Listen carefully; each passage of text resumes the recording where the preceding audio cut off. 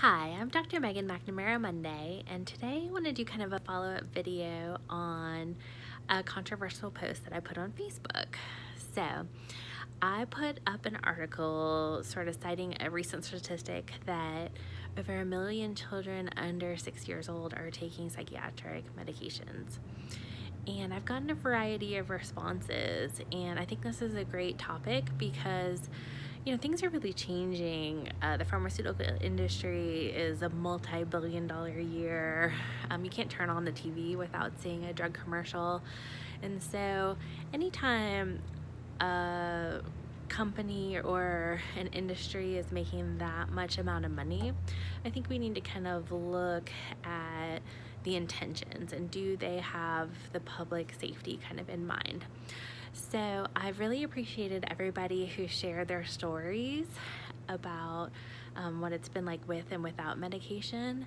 And I think it's a really important hot topic issue because some of the reactions were that people were feeling shamed by a non-medication approach. And research says that the best form of treatment is a combination of therapy, medication, and, believe it or not, exercise, because exercise can be a super effective kind of mood altering practice. So one of the things I like about dialectical behavior therapy is that instead of an either or approach, either no medication or medication, we talk about both and. And so my intention in kind of highlighting this article was to look at the amount of people on medication, especially young children. And what I am noticing is that medication really can save people's lives. I mean, I totally think there's a place for medication. I feel like, as a parent, you want to do whatever it takes to keep your child safe and functional. And so I totally get that as a parent. And in some cases, especially if there's an impairment in functioning, like not being able to function in school, or if someone's suicidal, or if they're just don't know what else to do. Medication is simple and it has a certain appeal because all you have to do is take a pill every day and hopefully there'll be an effect.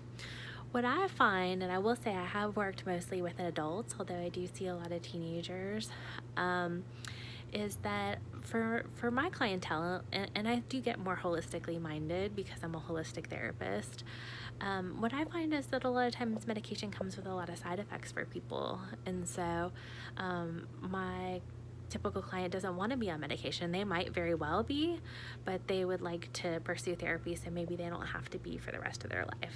Now, certain conditions like ADHD, bipolar, schizophrenia, more kind of biologically based treatments do tend to need medication, and sometimes that is a medication that someone has to take for the rest of their life. But there's a difference between things like chronic depression, chronic anxiety, and situational anxiety and depression.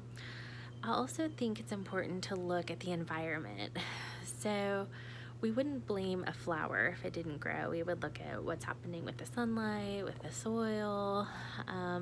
We would kind of want to nurture and feed the soil. And so I really am astounded, not only is the number of psychiatric drugs rising, but the number of suicides among young people is rising. And I think that we're at a time where the paradigms are shifting, and so we're kind of all the guinea pigs, right? Like we're, how it was when I was a kid is not what kids nowadays are experiencing. And so we're in the midst of a huge paradigm shift, and so I think we're seeing kind of the byproducts of that show up in mental health. If I had to pinpoint, I think there's certain factors like school being either too boring or too demanding. I think, cutting out things like the extracurriculars, the arts, the kind of PE recess, making it all about the tests. I think a lot of my clients who are educators say that the bureaucracy has really killed the love of learning. So I feel like the school system is a huge factor for why kids are struggling. I also feel like there's a different kind of kid that's coming in the, let's say, 18 and under. I think what I notice is that they tend to be very intuitive, very emotional, very sensitive, and they don't respond well to force. They, kind of some of the stereotypes that come about with the millennial generation, I think, are even more stronger in the younger ones. But in my mind, this is a good thing. I think that these kids are here to make a new earth. I think they're here to bring about a more peaceful generation, but they don't want to participate in a broken system. And I think that's where you're seeing a lot of the distress that's culminating in mental health issues. So I think when we look at these alarming statistics, it's not about blaming the kids or even the parents in any way for doing what's best for their kids. I mean, they're just looking for a solution. What I think we do have to look at is kind of say, why is this happening? Why are the numbers rising? And I think you could kind of pinpoint a lot of different variables that could be contributing to this. I remember when I was in graduate school, when they were talking about social justice, they sort of used the analogy that if you were downriver and you saw this baby floating by and you jumped in and saved the baby, and then all of a sudden you look over and there's another baby and you rush in and you grab the other baby, eventually you gotta look, one, you'll have your arms full of babies, and then two, you gotta look downriver and say, who's throwing these babies in the river, right? And so that was kind of the analogy with individual therapy. We can try to save people one by one, but that's not necessarily effective as broad social change or broad societal change. And so some things need to be kind of top down so that they can trickle down to affect people.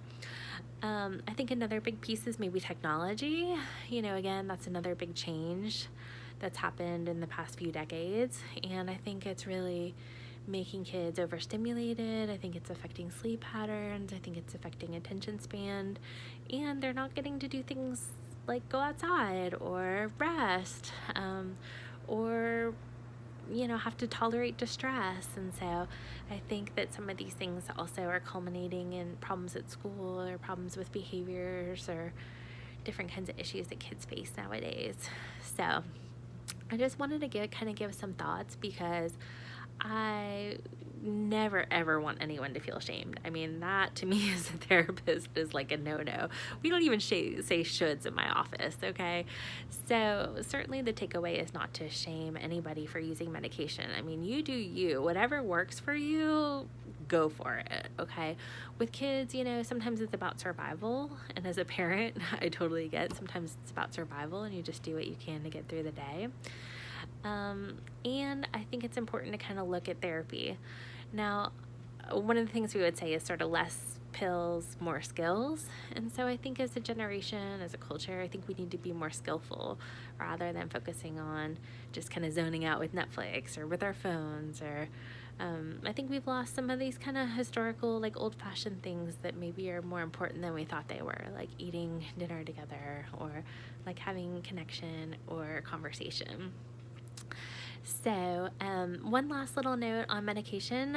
I do see a huge rise in use of antipsychotics in younger children, and I feel like sometimes those are used as behavioral control in certain settings like inpatient or even outpatient. And so I find that is a pretty severe medication that can result in long-term health issues. And so I feel like if you have your kids on medication, I would really hope that you would also have them in therapy if it's a possibility for you. I know sometimes there can be financial barriers to those things, and I would really think twice by the more intense medications like antipsychotics in young children.